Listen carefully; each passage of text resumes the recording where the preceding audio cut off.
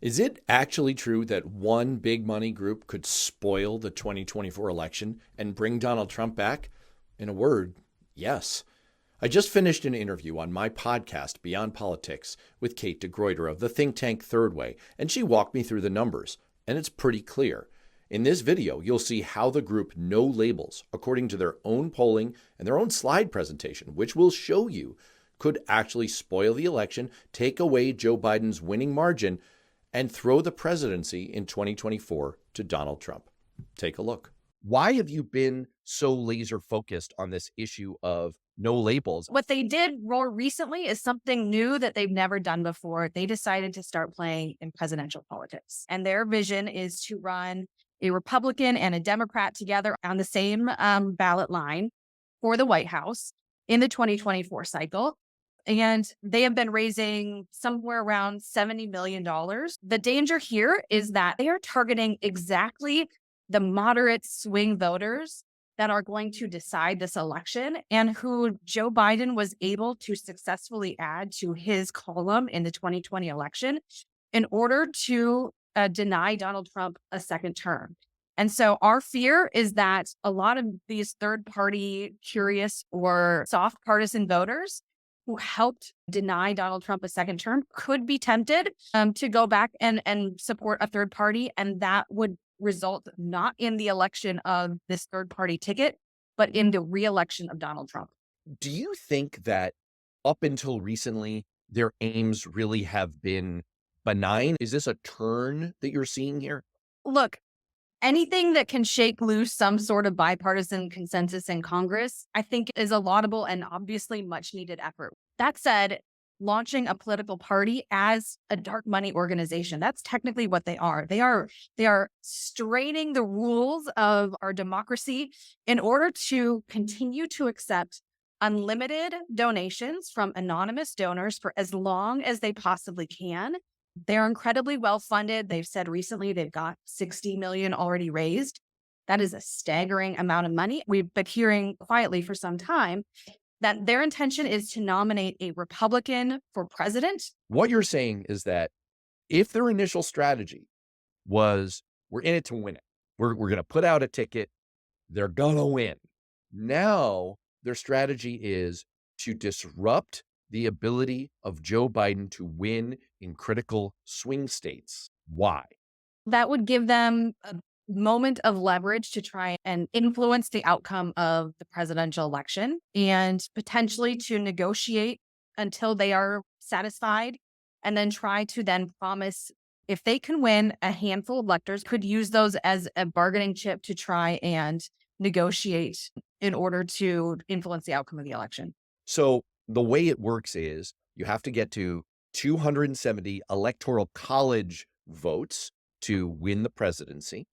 And if you do not have a candidate who reaches that threshold, then you have a contingent election. It gets thrown to the House of Representatives, and it's, boy, is it complicated at that point. No Labels seems to have revealed that their strategy is no longer to win.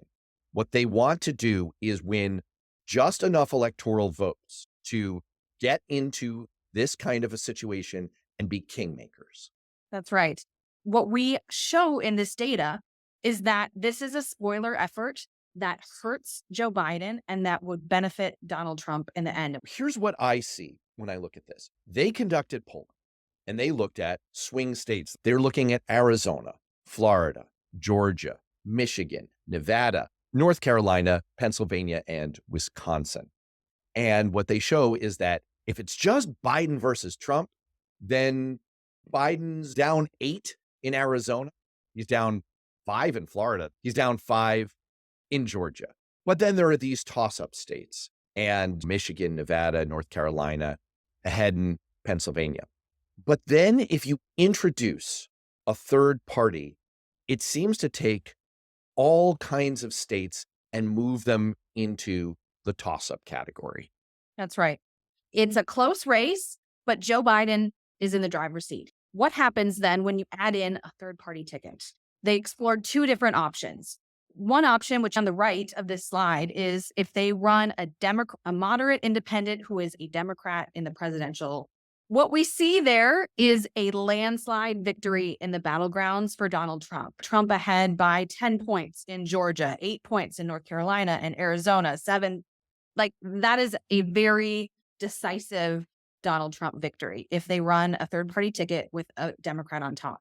But if they run a Republican nominee, they do not win all of those states. Joe Biden is up ahead in Pennsylvania, and there are a number of other toss ups. They are going to deny both Joe Biden and Donald Trump from winning the necessary states to get to 270 points. That could then force a contingent election where the decision of who wins the White House gets thrown to a vote of the House of Representatives, where they vote by delegation.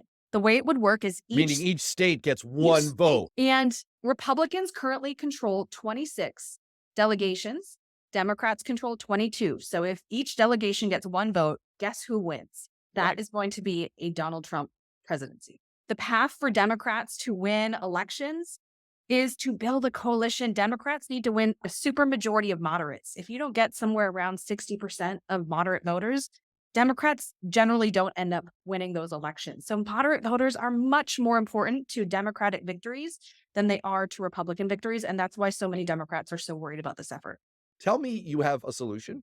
So our hope is to call on No Labels to stand down. They're planning to hold a convention in April of 2024 in Dallas, Texas. This is where they say if they're going to go forward, that's when they intend to nominate the ticket that would be on the ballots for voters in the 2024 election. After that point, their ability to stand down and pull those candidates back off the ballot gets very difficult very quickly. So our focus is on bringing as many voices into this conversation to say, No Labels, what you're doing is incredibly dangerous, and to join us in calling on them to stand down. Leaders across the Democratic ecosystem. Kate, thanks so much for running all of this down with us. It's incredibly important. This is scary stuff, and I hope that they will get the message. So what can we do about it? If you've got a member of Congress, write to them. Some of them might be members of the Problem Solvers Caucus, which is affiliated with No Labels. Tell them to call the group's leaders and ask them to stand down. Even if they're not part of the Problem Solvers Caucus, ask them to call anyway. The CEO of No Labels is actually a longtime Democrat. We hope they'll listen to reason. And if not, and they stay in this, let your friends and family know not to get suckered in. This is dangerous stuff, and we can't let them hand the presidency back to Donald Trump. Hey, as always, if you like what we're doing here, hit that subscribe button, please, for the Blue Amp channel. Follow me on Twitter at Matt L. Robeson. And of course, leave us a comment. Give us that thumbs up. Let us know what's on your mind.